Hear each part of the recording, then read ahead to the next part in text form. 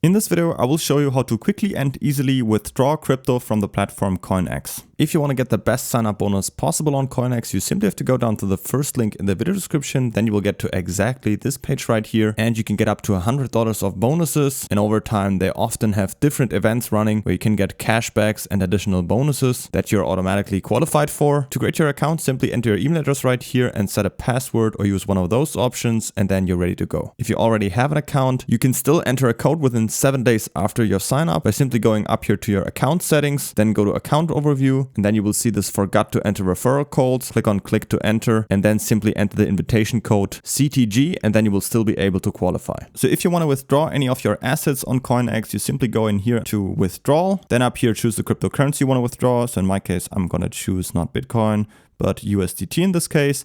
Then down here, select the network. You can use whichever one you want. Just make sure that you're using the same network in here as, of course, for the other wallet or exchange where you're sending the money to. And then down here, just paste in the address where you want to send the money. Choose the amount down here. I'm simply going to hit all for now.